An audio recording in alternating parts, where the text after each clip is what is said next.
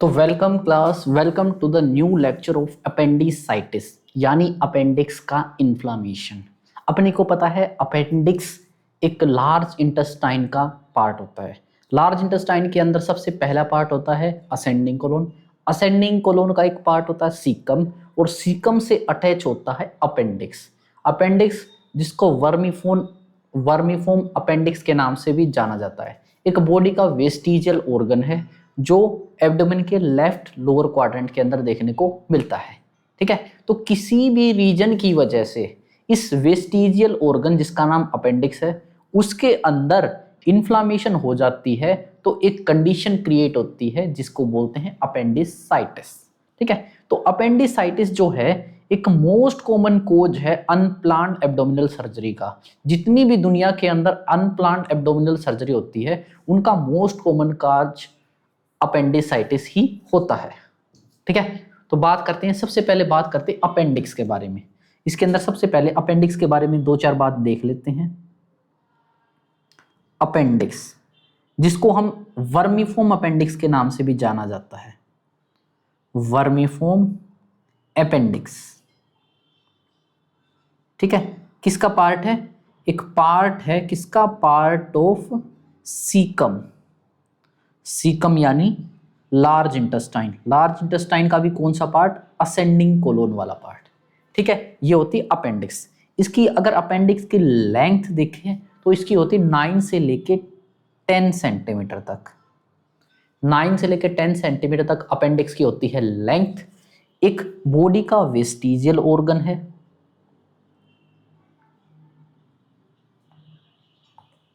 Vestigial organ मतलब किसी time पे जब सारे ह्यूमन कार्निवोरस थे, जब मीट खाते थे, उस टाइम पे हमारी इंटेस्टाइन काफी लंबी होती थी, तो उस टाइम पे अपेंडिक्स का एक रोल होता था।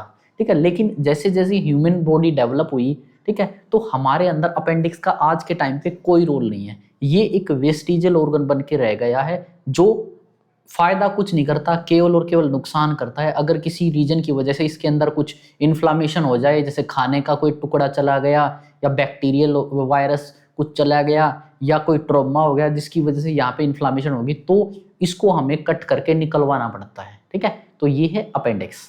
ठीक है, कहाँ पे प्रेजेंट होता है? लेफ्ट लोअर क्वाड्रेंट के अंदर प्रेजेंट होता है। लोकेशन की अगर बात करें तो ये प्रेजेंट होता है लेफ्ट लोअर क्वाड्रेंट में। लेफ्ट लोअर क्वाड्रेंट के अंदर प्रेजेंट होता है क्या? अपेंडिक्स। ठीक है, ये चीज। अब बात करते हैं अपेंडिक्स की लोकेशन। तो देखो अपेंडिक्स की लोकेशन देखते हैं भाई। एक तरफ यहां पे होता है आपका अम्बलाइकस। ये क्या है? अम्बलाइकस। ठीक है, यहां पे होती है अपनी लेफ्ट वाली साइड की बारे में बात कर रहा हूं मैं। ठीक है, कहां पे होता है अपना अपेंडिक्स? लेफ्ट वाली साइड होता है। तो लेफ्ट वाली साइड की अगर बात करूं, पानी कहां गया? ठीक है, अगर लेफ्ट वाले साइड की अगर मैं बात करूं तो यहां पे होती है एंटीरियर सुपीरियर इलियक स्पाइन। ठीक है, जो अपना पेल्विक बोन होता है ना, उसकी सबसे ऊपर वाले हिस्से को बोलते हैं एंटीरियर सुपीरियर इलियक स्पाइन। ये क्या है? एक एंटीरियर सुपीरियर इलियक स्पाइन एक लैंडमार्क होता है पेल्विस के अंदर, जो आपने मस्कुलोस्केलेटन और आपका गाइनी के अंदर जरूर पढ़ा होगा। ठीक है, जिसका नाम क्या है? Anterior iliac superior iliac spine. और ये क्या है? अम्बलाइकस। ये लेफ्ट वाले रीजन की मैं बात कर रहा हूं, लेफ्ट इलियक स्पाइन की। ठीक है, तो यहां पे इन दोनों के बीच में क्या करते हैं? हम एक इमेजिनरी लाइन ड्रा करते हैं जो इन दोनों को कनेक्ट करे। ठीक है, हमने ये इमेजिनरी लाइन ड्रा करी। वैसे तो रफली कहा जाता है इन दोनों के बीच में, लेकिन जो एग्जैक्ट लोकेशन होती है ना, वो बीच में नहीं होती। 1/3 नीचे की ओर से और 2/3 ऊपर की ओर से, वो होती है एग्जैक्ट लोकेशन ऑफ अपेंडिक्स। ठीक है, यहां पे मैंने क्या बताया? ये वाला होता है 1/3 पार्ट और ये होता है 2/3 पार्ट। इसके जहां पे मैंने क्रॉस लगाया, यहां this is the correct location of appendix. और इस पॉइंट को बोला जाता है, जहां पे मैंने ये एरो लगाया, इस पॉइंट को बोला जाता है मैकबर्नी पॉइंट। मैकबर्नी पॉइंट, इस पॉइंट को बोला जाता है मैकबर्नी पॉइंट। ठीक है, मैकबर्नी पॉइंट यहां पे प्रेजेंट होती है आपकी अपेंडिक्स। अब बात करते हैं लोकेशन। एक और पूछा जाता है कि most common position of appendix. Exam में सीएचओ में कई बार पूछा जाता है most common position of appendix.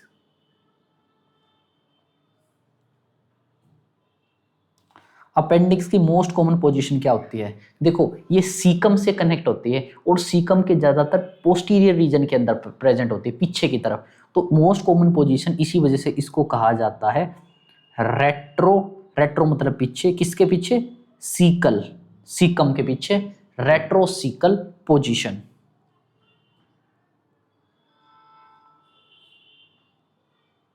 रेट्रोसीकल position, इसको करो हाईलाइट।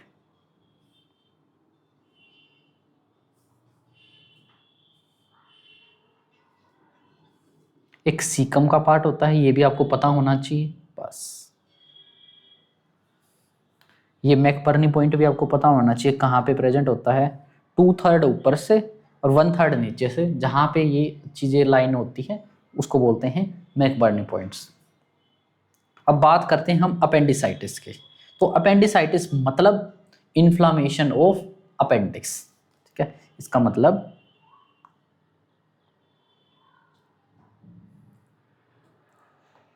इन्फ्लामेशन ऑफ अपेंडिक्स,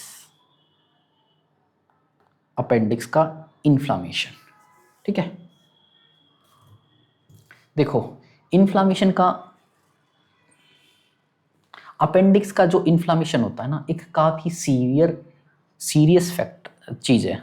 इस टाइम पे क्या होता है, ये अपेंडिक्स इन्फ्लाम होके, स्वेल होके कई बार ना रप्चर हो जाती है। रप्चर होने की वजह से जो अपेंडिक्स के अंदर जो भी कंटेंट होता है ना, वो पूरी पेरिटोनियम एरिया के अंदर स्प्रेड हो जाता है। तो वो एक शॉक लाइक कंडीशन बन जाती है। ठीक है, तो पेशेंट की एक लाइफ थ्रेटनिंग कंडीशन है। तो इसलिए हमारे को जैसे ही इन्फ्लामेशन होती है अपेंडिक्स के अंदर, हमारे को पता लगता है हमारे को तुरंत से तुरंत अपेंडिक्स को निकलवाना होता है। ठीक है, तो लिख लेते हैं ये चीज़ें। When appendix become inflamed,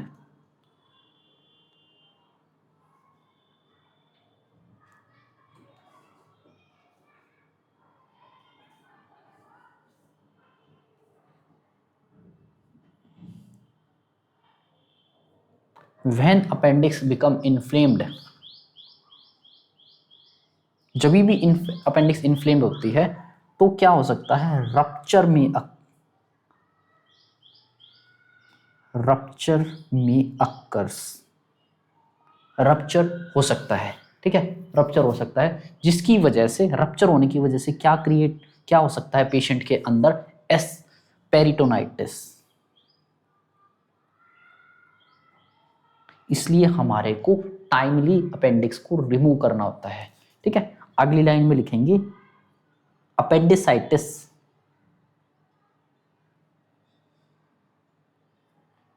is most common cause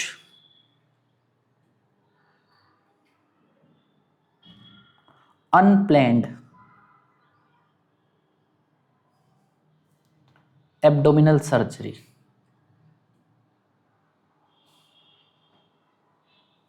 दुनिया के अंदर जितनी भी अनप्लैन्ड एब्डोमिनल सर्जरी होती है, उसका मोस्ट कॉमन कोज होता है अपेंडिसाइटिस। ठीक है, अपेंडिसाइटिस अगर किसी को किसी भी एज के अंदर हो सकता है। ठीक है, अपेंडिसाइटिस होती है तो उसका एक ही ट्रीटमेंट ज़्यादातर प्रेफर किया जाता है कि सर्जरी करके इस अपेंडिक्स को कट करके बाहर निकाल दो बस। ठीक है, अब एक और लाइन लिखो, ये सारा चीज़ हम इंट्रोडक्शन के अंदर करा रखे। Most common cause of, most common complication, most common complication of appendicitis.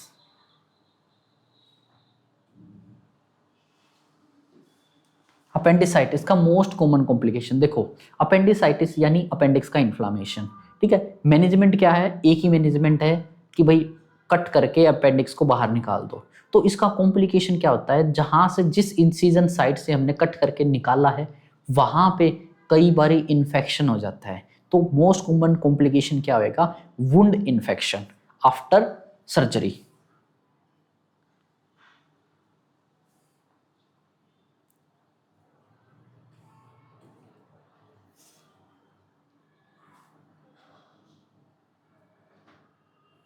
Wound infection after surgery.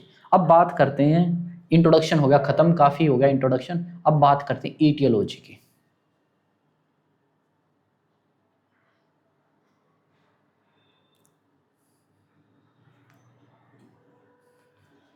अब बात करते हैं हम ईटियोलॉजी की। तो सबसे पहले बात करते हैं मोस्ट कॉमन ईटियोलॉजी। ठीक है, सबसे कॉमन ईटियोलॉजी देखो, ये अपना भाई स्मॉल इंटेस्टाइन, ये अपना जीआईटी, ये आ गया भाई ईसोफेगस, ईसोफेगस के बाद ये हो गया आपका स्टमक, स्टमक के बाद ये होगी स्मॉल इंटेस्टाइन। उसके बाद बात करते हैं लार्ज इंटेस्टाइन का।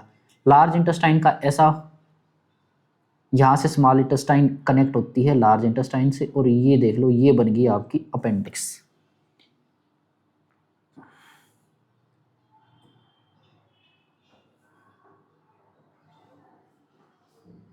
ये है आपका रेक्टम,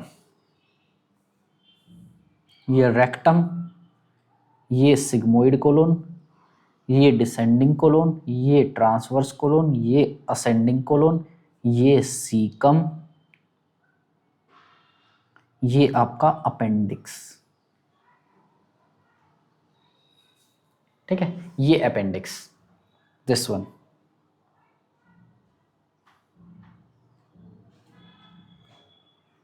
इस वाले पार्ट को हम बोलते हैं अपेंडिक्स।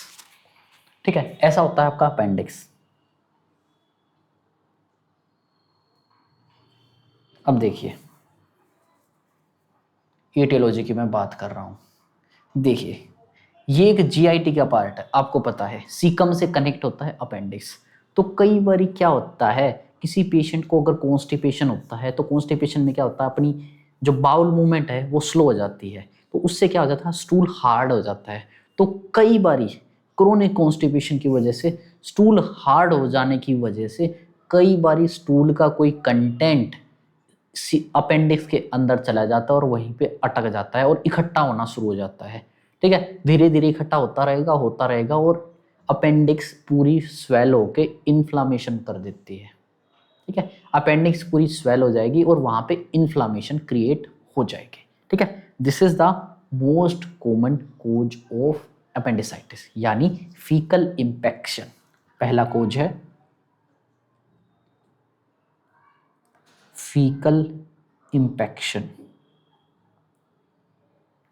यानी hard faecal stool occlude in lumen of appendix.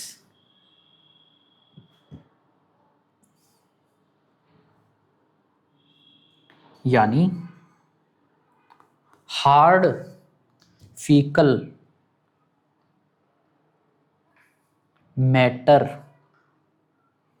Occlude in lumen of appendix.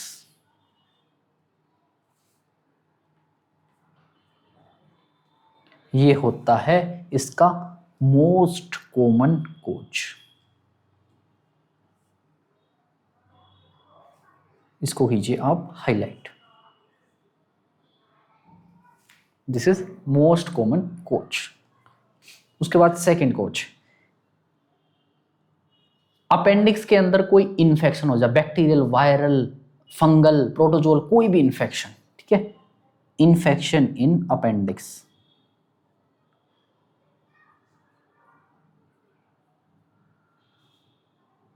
Appendix के अंदर क्या हो जाना, इन्फेक्शन हो जाना। कोई भी इन्फेक्शन होने की वजह से इन्फ्लामेशन हो सकती है, बिल्कुल। ठीक है, हमने क्या करा, कोई सर्जरी कर रहे थे एब्डोमिनल की, और गलती से कोई इंस्ट्रूमेंट क्या लग गया, अपेंडिक्स को लग गया, वहां पे इंजरी हो गई, इंजरी होने की वजह से वहां पे इन्फ्लामेशन हो गया, यानी surgery. History of any surgery, history of abdominal surgery.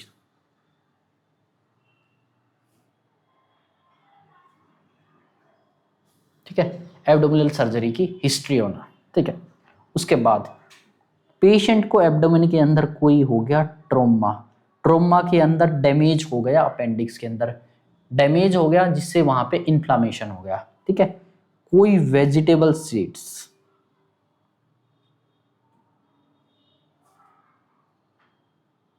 देखो, हम कोई भी वेजिटेबल सीड्स खाते हैं, जैसे सबसे बेसिक सा सीड मान लेते हैं कुकुम्बर, खीरा खाते हैं तो खीरे के बीज होते हैं। हम जैसे बीजों को खाते हैं वो वैसे की वैसे अपनी बॉडी से बाहर निकल आते हैं। ठीक है, क्यों? क्योंकि बीज के चारों तरफ एक कोटिंग होती है जो ना ही HCl पेनिट्रेट कर पाता, ना ही कोई डाइजेस्टिव एंजाइम पेनिट्रेट कर पाते। तो इसलिए हम जो भी बीज वाली सब्जी खाते हैं ना, वो बीज हमारे GIT से बगैर डाइजेस्ट हुए, बगैर ब्रेक डाउन हुए ऐसे के ऐसे बाहर निकल जाते हैं। ठीक है, तो क्यों? क्योंकि उनके ऊपर कोई भी डाइजेस्टिव एंजाइम और HCl का इफेक्ट नहीं पड़ता। तो हम अगर कोई बीज वाली सब्जी खाते हैं, कई बारी वो बीज, उस सब्जी के बीज जाके अपेंडिक्स के अंदर इकट्ठे होने शुरू हो जाते हैं। जैसे कुकुम्बर के बीज बहुत ज़्यादा कोज रहता है। ठीक है, ये जाके क्या होते हैं, अपेंडिक्स के अंदर ओक्लूड होना शुरू हो जाते हैं और वहीं पे इकट्ठे हो गए इन्फ्लामेशन कोज कर देते हैं। ठीक है, तो ये है वेजिटेबल सीड्स। तो अब बात करते हैं क्लिनिकल फीचर्स, जो है इंपॉर्टेंट, एग्जाम में MCQ आते हैं क्लिनिकल फीचर से। ठीक है, बात करते हैं क्लिनिकल फीचर्स यानी sign and symptoms. Okay, clinical features. तो देखिए, सबसे पहले देखो, जब भी किसी को अपेंडिक्स के अंदर इन्फ्लामेशन होता है, पेशेंट को सडन सीवियर पेन होता है एब्डोमेन में। एब्डोमेन में भी कहाँ पे? जहाँ पे अपेंडिक्स प्रेजेंट होती है। अपेंडिक्स कहाँ प्रेजेंट थी? मैंने इंट्रोडक्शन में अभी बताया, मैकबर्नी पॉइंट पे। ठीक है, तो पेशेंट को पेन होएगा। ठीक है, तो पेशेंट को होएगा मैकबर्नी पॉइंट पेन सबसे पहले, मैकबर्नी पॉइंट पेन। ठीक है, इन्फ्लामेशन है तो पेन होगा, और ये पेन कैसा होगा? इंटेंस, काफी तेज, इंटेंस पेन, काफी तेज पेन होगा, इंटेंस या सीवियर पेन। ठीक है, पेशेंट को होगा मैकबर्नी पॉइंट पे पेन जो होगा काफी सीवियर। उसके बाद पेशेंट को एब्डोमेन के अंदर रिजिडिटी फील होएगी, एब्डोमिनल रिजिडिटी।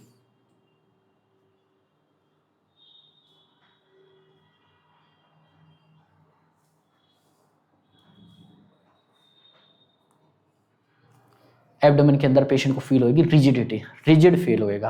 ठीक है, उसके बाद very very important point, patient को होएगा रीबाउंड टेंडरनेस।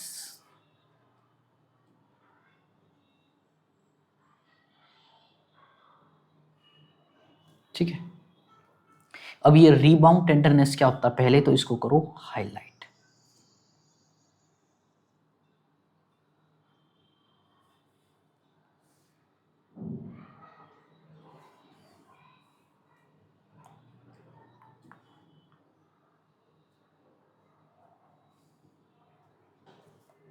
इसको करो हाईलाइट।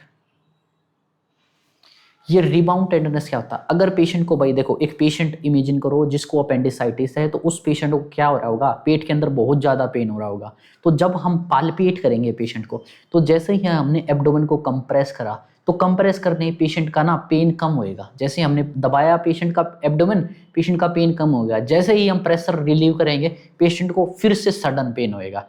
दबाने पे पेन कम होएगा और छोड़ने पे पेन ज़्यादा होएगा। ठीक है, इसको बोलते हैं रीबाउंड टेंडरनेस। ठीक है, इंपॉर्टेंट है। उसके बाद आ जाते हैं कुछ sign, very very important sign. जैसे सबसे पहला साइन मैकबर्नी साइन। पहला साइन क्या है? McBurney sign.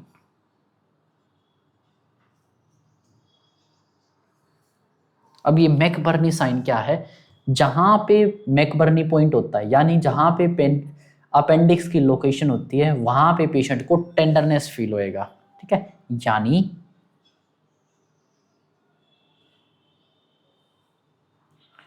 Tenderness at McBurney point.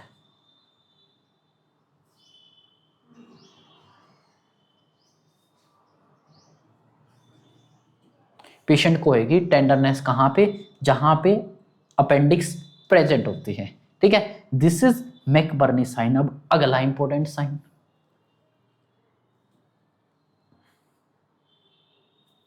अब अगला इंपॉर्टेंट साइन जो है पॉजिटिव रोवसिंग साइन।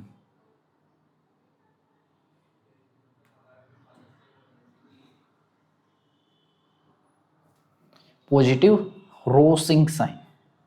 अब ये पॉजिटिव रोसिंग साइन देखिए क्या होता है।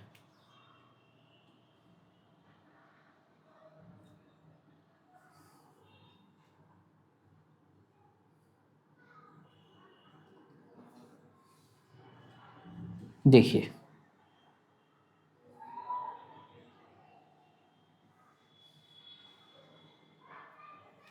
देखिए दो साइन यहां पे बने हुए हैं, एक तो है मैकबर्नी साइन, एक है रोवसिंग साइन। देखिए मैकबर्नी साइन यानी मैकबर्नी पॉइंट पे, this is the McBurney point, यहां पे क्या हो जाना, टेंडरनेस हो जाना। ठीक है, ये अभी मैंने ऊपर ही लिखा है, यहां पे क्या हो जाती है, टेंडरनेस।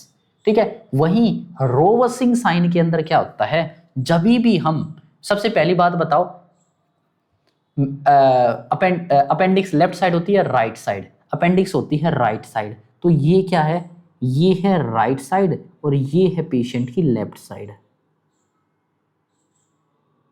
है। ठीक है, तो हम क्या करेंगे, लेफ्ट साइड को जब भी पाल्पेट करेंगे, ठीक है, लेफ्ट साइड को जब भी पाल्पेट करेंगे, यहाँ इमेज में देखो लेफ्ट साइड को पाल्पेट किया जा रहा है, पाल्पेट यानी वहां पे प्रेशर अप्लाई कर जा रहा है। ठीक है, लेफ्ट साइड को पाल्पेट करेंगे और उसकी वजह से राइट साइड में पेशेंट को पेन फील होएगा। क्यों फील होएगा, क्योंकि लेफ्ट साइड को जैसे ही हम पाल्पेट करेंगे ना, तो एब्डोमेन का प्रेशर राइट साइड शिफ्ट होगा, राइट साइड प्रेशर जाएगा, उससे वहां पे राइट साइड तो पहले से ही अपेंडिक्स के अंदर इन्फ्लामेशन हो रही है, तो वहां पे अब इन्फ्लामेशन होने की वजह से पेन होएगा। वैसे ये क्यों हो रहा है, क्योंकि हमने लेफ्ट साइड पाल्पेट कर रहे हैं, जिससे प्रेशर लेफ्ट साइड का भी उधर शिफ्ट हो रहा है। ठीक है, तो पॉजिटिव रोसिंग साइन के अंदर हम लिखेंगे, when we,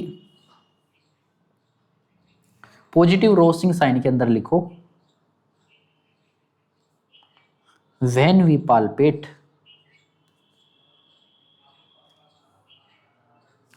abdomen on left side, patient feel pain in right side। जब भी हम लेफ्ट साइड को पाल्पेट करेंगे तो पेशेंट को राइट साइड में पेन होएगा। This is the positive Rovsing sign. McBurney sign को भी हाईलाइट करो, पॉजिटिव रोवसिंग साइन को भी हाईलाइट करो। अब बात करते हैं अगला इंपॉर्टेंट साइन, जिसका नाम है ऑब्ट्यूरेटर साइन।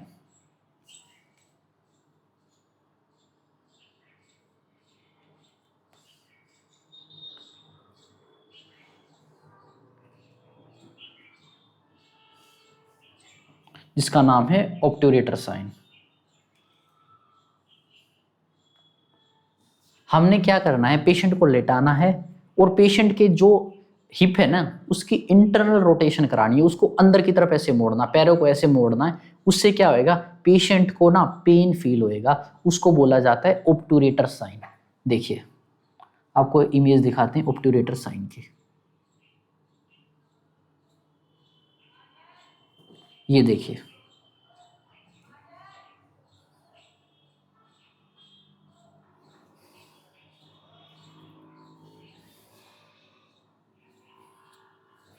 देखिए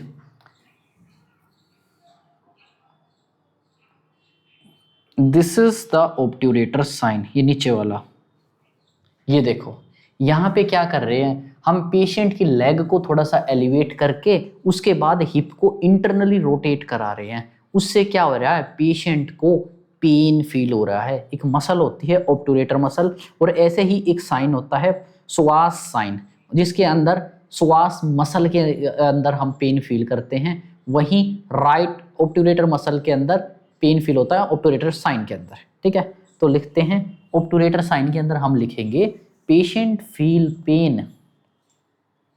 ऑब्टूरेटर साइन के अंदर हम लिखेंगे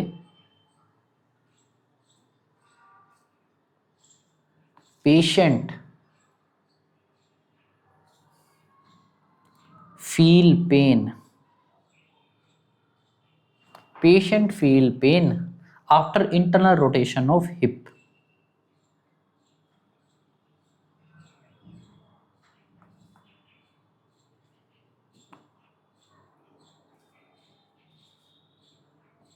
ठीक है। Patient feel pain after internal rotation of hip, ये है आपका ऑब्ट्यूरेटर साइन। अब इसको कीजिए हाईलाइट।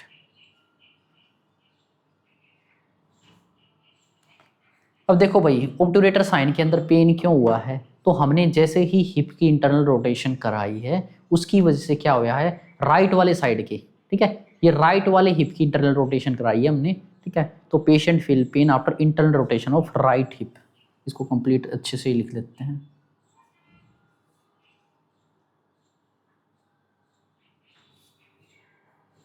ठीक है, इसके अंदर क्या हुआ है, जैसे ही हमने पेशेंट की राइट हिप की इंटरनल रोटेशन कराई है उससे पेशेंट को पेन हुआ है। क्यों? क्योंकि भाई जैसे ही हम रोटेट कराएंगे तो ऑब्ट्यूरेटर जो मसल है ना वो स्टिफ होएगी, वहां पे मूवमेंट आएगी, उससे क्या होएगा, ये मूवमेंट जाएगी बिल्कुल अपेंडिक्स तक, जिससे अपेंडिक्स वाले रीजन के अंदर भी स्टिफनेस फील होएगी, वहां पे भी प्रेशर फील होएगा, जिससे पेशेंट को पेन होएगा।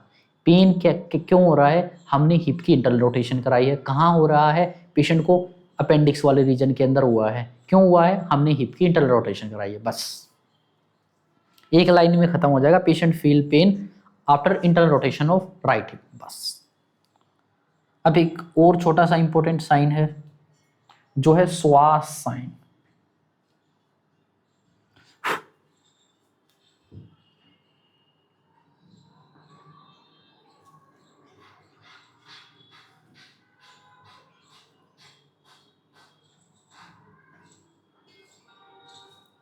श्वास साइन यहां पे लिखेंगे, patient feel pain after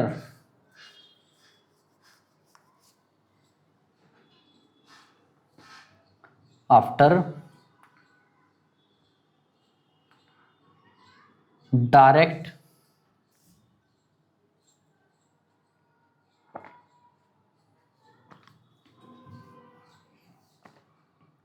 irritation छोड़ो, irritation is not good word, after direct stimulation in psoas muscle.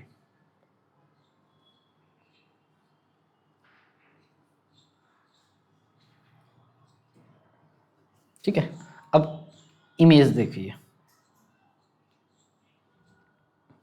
एक मसल होती है श्वास मसल जो आपने पढ़ी होगी,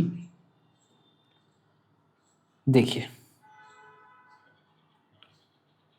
इस इमेज को देखिए, यहां पे हम क्या करेंगे, पेशेंट को सबसे पहले तो एक तो सुपाइन पोजीशन में, दो तरह से हम साइन चेक कर सकते हैं, या तो सुपाइन में चेक कर सकते हैं या लेफ्ट लेटर पोजीशन में पेशेंट को लिटा सकते हैं।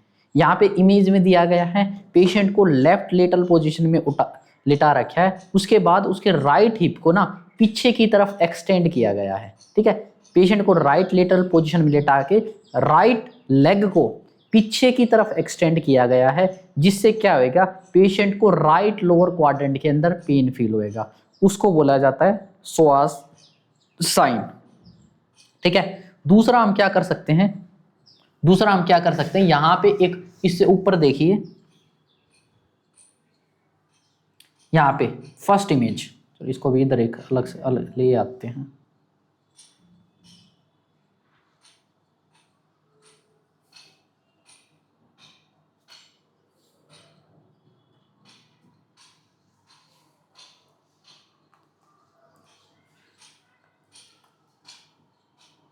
ये फर्स्ट वाली इमेज आप देखिए, पहले तो इसका साइज बड़ा कर,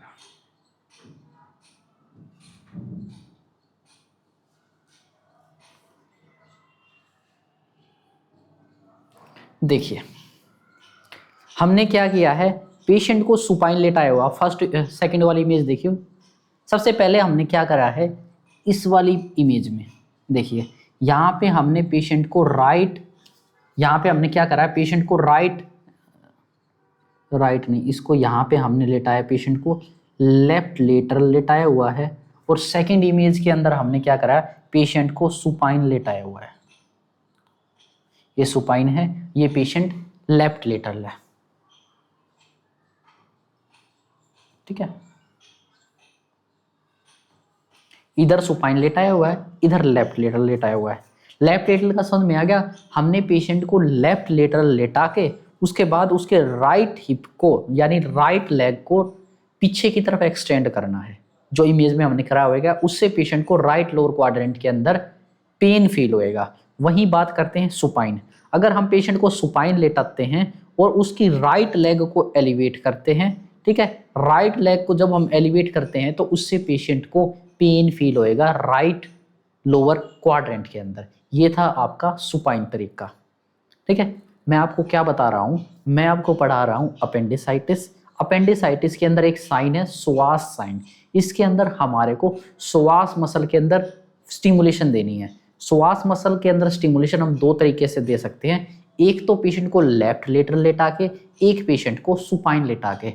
दोनों का रिजल्ट क्या रहेगा, पेशेंट को राइट लोअर क्वाड्रेंट के अंदर पेन फील होएगा। बस इतना सा याद रखना है अपने को, ठीक है। अब इसके अंदर थ्योरी लिख लेते हैं। श्वास साइन क्या लिखवा रखा है मैंने, patient feel pain in direct, patient feel pain a, pain के बाद यहां पे लिखो पेशेंट फील पेन व्हेन, इस यहां पे लिख लो after, patient feel pain after direct stimulation in psoas muscle. कैसे कर सकते हैं हम, सबसे पहले श्वास मसल के अंदर स्टिमुलेशन देना है तो सबसे पहले patient in supine,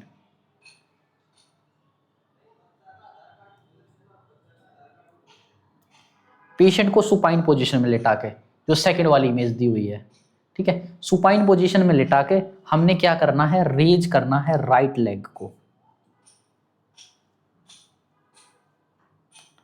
right leg जब रेज होएगी तो श्वास मसल स्टिमुलेट होएगी। श्वास मसल स्टिमुलेट होएगी तो पेशेंट को राइट लोअर क्वाड्रेंट में पेन होएगा। पेन, पेशेंट को क्या होएगा, pain in right lower quadrant.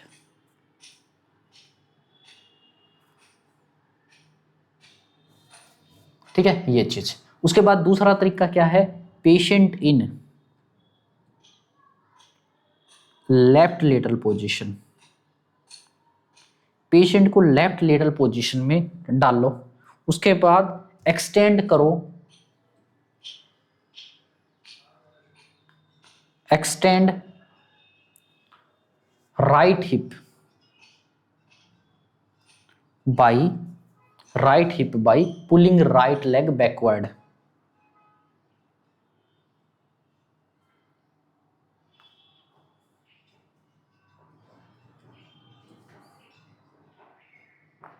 जिससे क्या होएगा, पेशेंट को same pain in right lower quadrant, दोनों के अंदर क्या हो रहा है, राइट लोअर क्वाड्रेंट के अंदर पेन हो रहा है।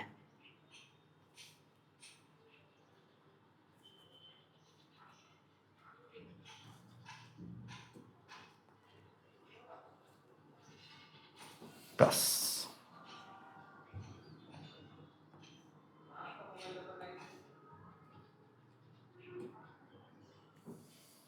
ओके, दो तरीके से, ए और बी। बस ये था आपका श्वास साइन, इसको करो हाईलाइट।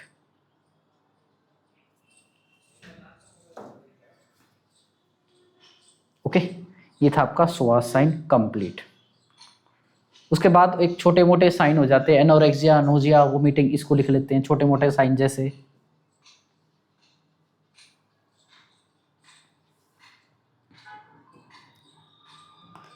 एनोरेक्सिया होएगा पेशेंट को, नोजिया होएगी, वोमिटिंग होएगी, ठीक है, पेशेंट को लो ग्रेड फीवर होएगा,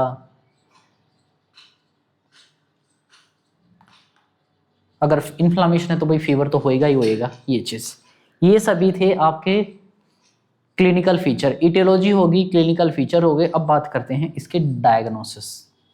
now we talk about the diagnosis of appendicitis. देखिए, डायग्नोस करने के लिए सबसे पहले हिस्ट्री कलेक्ट करो और फिजिकल एग्जामिनेशन करो। फिजिकल एग्जामिनेशन के अंदर हम abdominal rigidity, rebound tenderness, McBurney point tenderness, positive Rovsing sign और ऑब्टूरेटर साइन, सुवास साइन, सारे के सारे साइन हम चेक कर सकते हैं। ठीक है, उसके बाद फिर हम ब्लड हेमेटोलॉजिकल टेस्ट करेंगे जिसके अंदर हम चेक करेंगे सीबीसी। सीबीसी यानी कंप्लीट ब्लड काउंट। यहाँ पे क्या मिलेगा सीबीसी के अंदर, पेशेंट के अंदर डब्ल्यूबीसी और ईएसआर इंक्रीज मिलेगा। ठीक है, डब्ल्यूबीसी इन्फेक्शन की वजह से, इन्फ्लामेशन की वजह से ईएसआर। फिर हम कर सकते हैं यूएसजी। ठीक है, फिर हम करेंगे सीटी स्कैन। ठीक है, सीटी स्कैन में क्या देखने को मिलेगा, यूएसजी के अंदर भाई अपने को अपेंडिक्स देखने को मिलेगी, अलग से इन्फ्लामेशन है। ठीक है, बड़ी स्वेलिंग सी हो रही है। अब बात करते हैं सीटी स्कैन। सीटी स्कैन के अंदर हमारे को राइट लोअर क्वाड्रेंट के अंदर डेंसिटी इंक्रीज देखने को मिलेगी। क्या देखने को मिलेगी, increase density in right lower quadrant.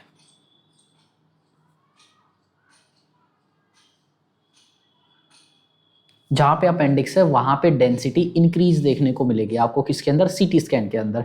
फिर हम सी रिएक्टिव प्रोटीन देखेंगे तो उसका भी नंबर इंक्रीज मिलेगा, increase C reactive protein.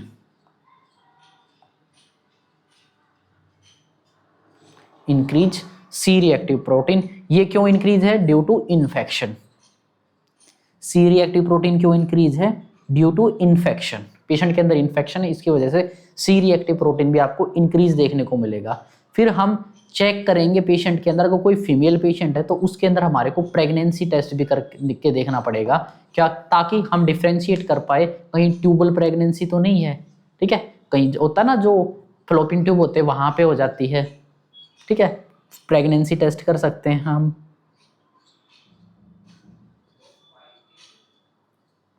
Pregnancy test कर देंगे। उसके बाद एक स्कोर होता है एल्वार्डो स्कोर।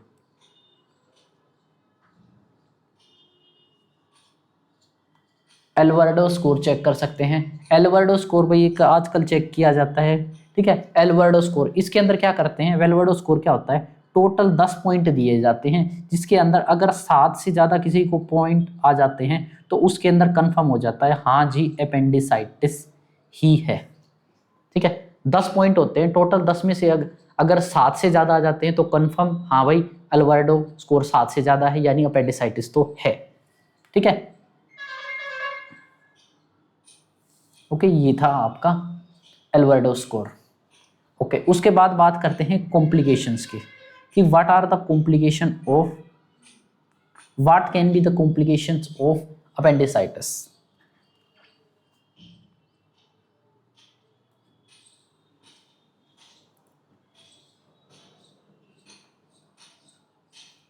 बात करेंगे कॉम्प्लिकेशन, तो भाई सबसे सीवियर पे कॉम्प्लिकेशन तो क्या है, यहाँ पे सीवियर तो नहीं कह सकते, ज़्यादातर देखने वाला मोस्ट कॉमन कॉम्प्लिकेशन क्या है। ठीक है, मोस्ट कॉमन कॉम्प्लिकेशन तो भाई मैंने स्टार्टिंग में बता दिया, वुंड इन्फेक्शन, स्टार्टिंग में बताया होगा। मोस्ट कॉमन कॉम्प्लिकेशन, इसको हाईलाइट कर लो।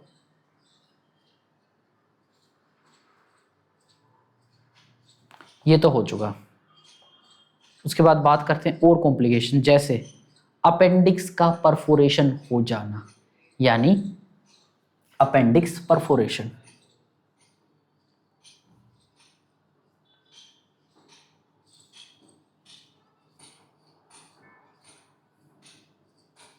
कई बारी अपेंडिक्स के अंदर कलेक्शन होता रहेगा, एक अब फूल के ना वो बैलून बन जाएगी, और जो बैलून, हर बैलून का पता है एक टाइम पे वो फट जाता है। ठीक है, तो अपेंडिक्स जब फटेगी तो जितना भी अपेंडिक्स के अंदर कंटेंट था वो सारा पेरिटोनियल कैविटी के अंदर स्प्रेड हो जाएगा, पेशेंट सेप्सिस के अंदर चला जाएगा, शॉक के अंदर चला जाएगा।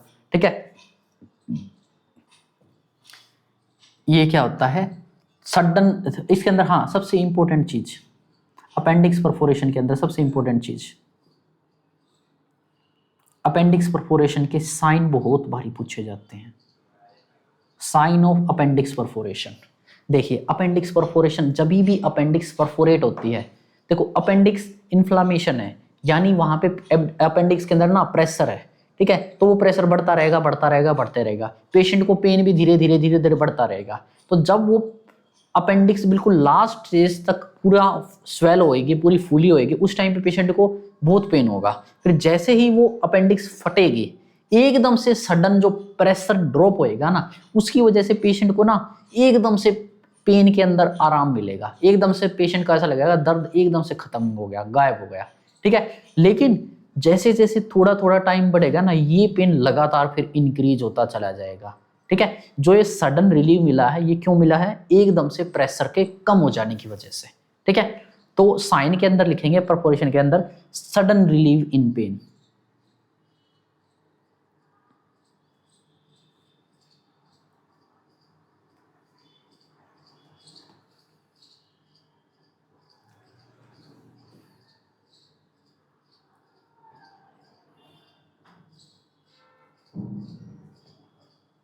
पेशेंट के अंदर एकदम से जैसे ही परफोरेट होएगी, पेशेंट के पेन के अंदर एकदम से आराम मिलेगा।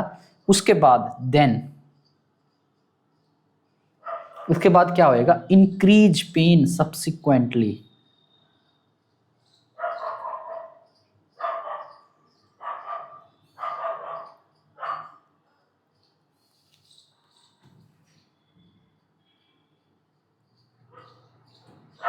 increase pain subsequently, severe abdominal tenderness।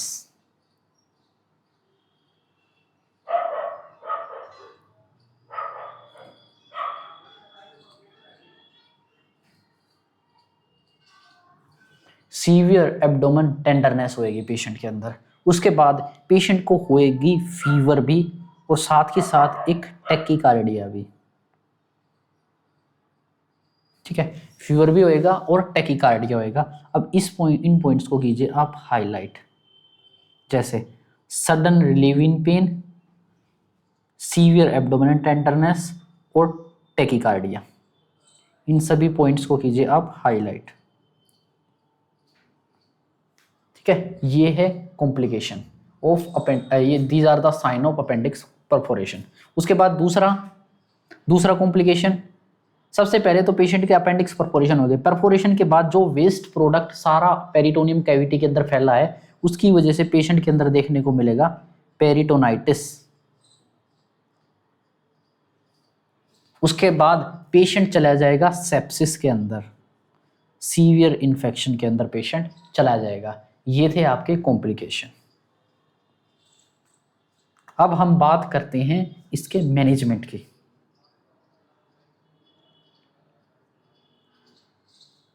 अब बात करते हैं मैनेजमेंट की, अपेंडिसाइटिस को कैसे मैनेज करेंगे। तो सबसे बेस्ट ट्रीटमेंट है भाई, इसको सर्जिकली रिमूव कर दो, ठीक है। सबसे बेस्ट ट्रीटमेंट तो यही है भाई कि एक काम करो, सर्जरी कर दो। सर्जरी करके अपेंडिक्स को बाहर निकाल दो, ठीक है। अपेंडिक्स को क्या करो? बाहर निकाल दो। सर्जरी करके हम क्या कर देंगे? अपेंडेक्टमी। अपेंडेक्टमी, एक्टमी मतलब रिमूवल, अपेंड मतलब अपेंडिक्स को, ठीक है, रिमूव कर देंगे, ठीक है। दो तरह से अपेंडेक्टमी कर सकते हैं भाई, या तो सर्जिकली पूरा एब्डोमेन को ओपन करो या लेप्रोस्कोप से कर दो, ठीक है। या तो ओपन सर्जरी कर दो या लेप्रोस्कोप से कर दो। ये डिपेंड करेगा कंडीशन पे। जैसे अगर अपेंडिक्स पूरी परफोरेट हो चुकी है, परफोरेट होकर सारे का वेस्ट फैला है, तो हम करेंगे ओपन सर्जरी। लेकिन अगर अपेंडिक्स अभी भी अपनी प्लेस पे वैसी की वैसी है, परफोरेट नहीं हुई है, तो हम करेंगे लेप्रोस्कोपी से, ठीक है, लेप्रोस्कोपी, ओके। अपेंडेक्टमी ही है treatment of choice.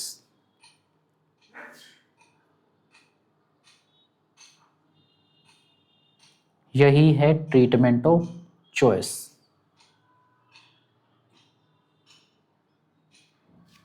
This is the treatment of choice, ठीक है। हम यहाँ पे इंसीजन कौन सा लिया जाता है अपेंडेक्टमी के लिए? अगर हम इंसीजन देते हैं, अपेंडेक्टमी कर रहे हैं, तो अगर हम इंसीजन देते हैं, तो हम इंसीजन देते हैं कौन से वाला? McBurney point incision, McBurney incision.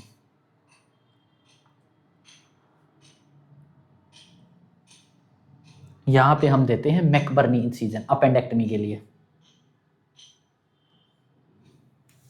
ठीक है। ये चीज मैकबर्नी इंसीजन कहां पे होता है? एक तरफ अम्बलाइकस ले लो, एक तरफ एंटीरियर सुपीरियर इलियक स्पाइन ले लो। जिस लोकेशन के अंदर अपनी अपेंडिक्स प्रेजेंट है, वहीं पे इंसीजन दे दो, बस। ये होता है मैकबर्नी पॉइंट इंसीजन, बस बात खत्म। उसके बाद बात करते हैं पोस्ट ऑप मैनेजमेंट की।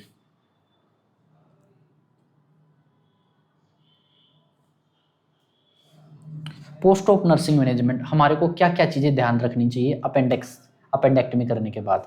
जैसे पेशेंट को सबसे पहले तो एनपीओ रखो जब तक कि बाउल साउंड अपीयर नहीं आते। कभी भी पेशेंट को एनीमा ना दो। पेशेंट को कॉन्स्टिपेशन या कुछ भी है, पेशेंट को एनीमा ना दो, ठीक है। पोस्ट ऑप छोड़ो, इसको पहले लिखो प्री ऑप। सबसे पहले लिखो प्री ऑप, पोस्ट ऑप तो बाद में करेंगे, पहले प्री ऑप मैनेजमेंट।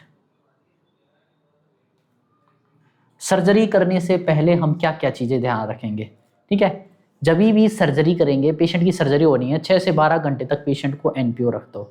उसके बाद हमने क्या करना है, पेशेंट की बाउल को टच नहीं करना है, उसको कोई भी स्टिमुलेशन प्रोवाइड नहीं करनी है, पेशेंट को कुछ भी नहीं खाने का देना, ना हमने एनिमा देना, हमने कोई भी हॉट एप्लीकेशन पेशेंट को प्रोवाइड नहीं करनी। अगर हॉट एप्लीकेशन पेशेंट को लगाएगा, अपेंडिक्स ब्रस्ट हो जाएगी। पेशेंट को अगर पेन हो रहा है तो कोल्ड एप्लीकेशन दे देंगे, ज़्यादा पेन हो रहा है तो भाई एंटीस्पाज्मोटिक दे देंगे, एनाल्जेसिक्स दे देंगे, कोई भी ऐसी पेन किलर पेशेंट को दे देंगे। आईवी फ्लूइड स्टार्ट कर देंगे, पेशेंट को ऐसी पोजीशन के अंदर रखेंगे जिससे पेशेंट का पेन कम हो। हम क्या करेंगे, पेशेंट को राइट लेटरल पोजीशन दे देंगे, जिससे क्या होएगा, थोड़ी सी कंप्रेस होएगी राइट लेटरल साइड और उससे पेशेंट का पेन कम होएगा।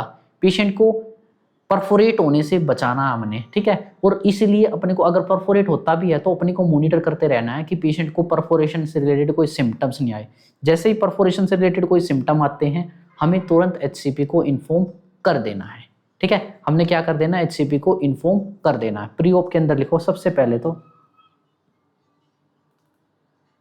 एनपीओ, पेशेंट को एनपीओ कर देना है। जैसे हमें पता लगा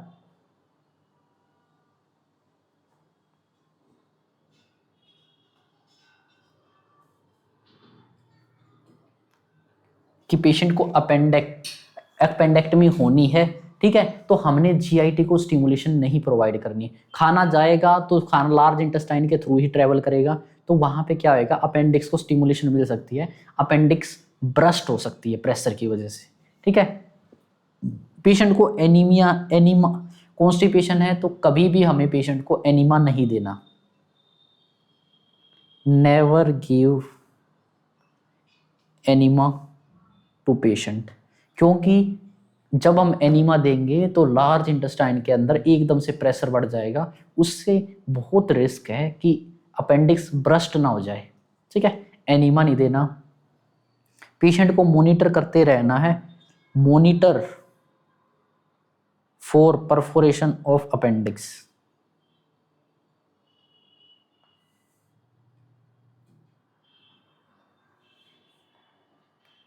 अपेंडिक्स के परफोरेशन के लिए मॉनिटर करते रहना।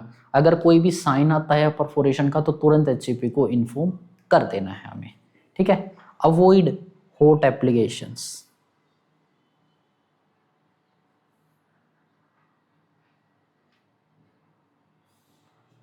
पेशेंट को अगर हॉट एप्लीकेशन देंगे तो क्या हो जाएगा, पेशेंट की अपेंडिक्स रप्चर हो सकती है, इसलिए प्रोवाइड कोल्ड एप्लीकेशन।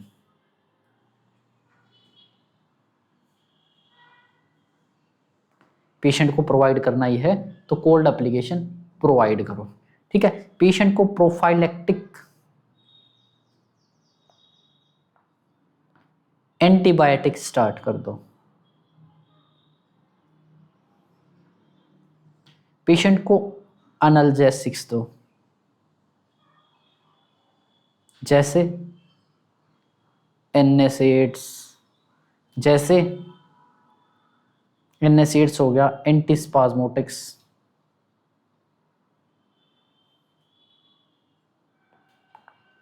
ठीक है, एंटीस्पाज्मोटिक्स ड्रग दो पेशेंट को। फिर बात करते हैं पेशेंट को प्री ऑप में कौन सी पोजीशन पे रखना है, पेशेंट को कौन सी पोजीशन प्रोवाइड करते हैं, तो यहां पे प्रोवाइड करेंगे right lateral position, right lateral with right lateral with leg flexed toward leg flexed toward chest. Leg को चेस्ट की तरफ फ्लेक्स किया हो, ठीक है, ताकि पेशेंट को पेन कम फील हो, ठीक है, एक फीटल टाइप पोजीशन, ठीक है। राइट, इसको करो हाइलाइट्स। वैसे तो पूरा का पूरा नर्सिंग प्री ऑप मैनेजमेंट ही हाईलाइट करने लायक है, पूरा का पूरा, ठीक है, लेकिन फिर भी स्पेसिफिक अगर करना है तो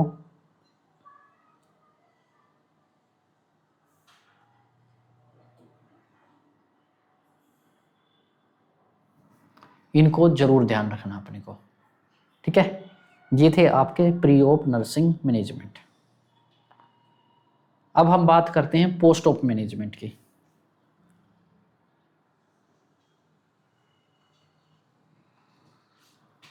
पोस्ट ऑप मैनेजमेंट, पेशेंट को एनपीओ रखो जब तक कि बाउल साउंड नहीं आती।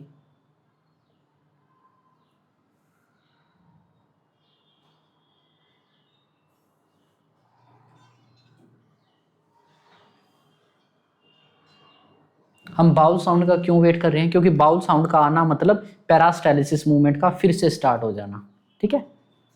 असेस साइट फॉर इन्फेक्शन, क्योंकि साइट फॉर इन्फेक्शन, साइट को असेस क्यों करना है? क्योंकि मोस्ट कॉमन कॉम्प्लिकेशन क्या है अपेंडिसाइटिस के बाद? वुंड साइट पे इन्फेक्शन हो जाना, ठीक है। पेशेंट को हमेशा पेनरोज ड्रेन डाली जाती है। पेनरोज ड्रेन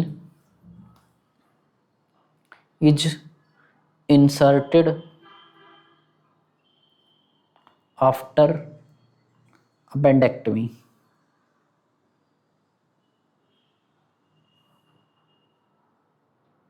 अपेंडेक्टमी के बाद पेनरोज ड्रेन डाली जाती है। हमारे को ध्यान रखना है पेनरोज ड्रेन का। पेनरोज ड्रेन पता होना चाहिए, एक ओपन ड्रेन होती है, ठीक है, जो डाली जाती है सिक्रीशंस वगैरह को, जो भी चीज़ है, वेस्ट प्रोडक्ट है, कोई टिश्यू है, वो सारा बाहर निकलता रहे, ठीक है, पेनरोज ड्रेन। उसके बाद बात करते हैं पोस्ट ऑप पेशेंट को कौन सी पोजिशन देंगे। पोस्ट ऑप भी पेशेंट को राइट साइड लाइन पोजिशन देंगे विद लेग फ्लेक्स्ड, ठीक है, या हम दे सकते हैं लो टू सेमी फाउलर, ठीक है, low to semi Fowler position patient के अंदर प्रोवाइड कर देंगे। ये था आपका अपेंडेक्टमी, ठीक है, ये था आपका अपेंडेक्टमी टॉपिक फिनिश, ठीक है, अपेंडिक्स होगी आपकी फिनिश। Thank you.